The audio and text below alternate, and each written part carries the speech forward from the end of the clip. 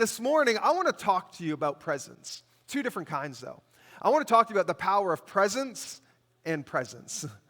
All right, the power of presence, right, that we give, about generosity and what that looks like, but also the power of presence, CE at the end, about being present and what that looks like in God's presence in our lives.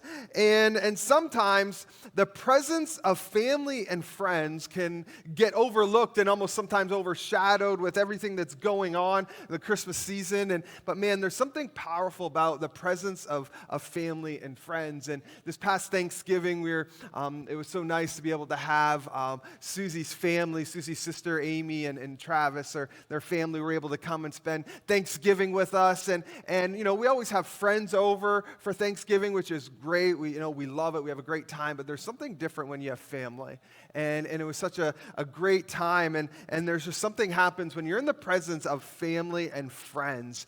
And as we look at the family tree of Jesus, right, the line and the lineage and where Jesus came from, it was prophesied that the Messiah, Jesus, would come from the line and the family and the lineage of King David.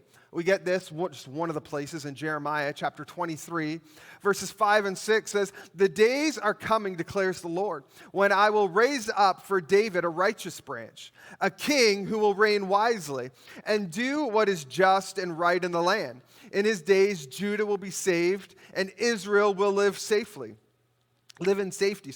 This is the name by which he will be called, the Lord our righteous Savior." So Jesus comes from the line and the lineage, the family of King David. He's an ancestor. Jesus is an ancestor of King David. And we know when we look at the life of David that David was a man who prioritized both presence and presence. See, we know David as a man after God's heart. Man, David loved the Lord. Was he perfect? No. Was he flawed? Absolutely. David, although not perfect, he tried to live a life showing love to others, even when he didn't have to.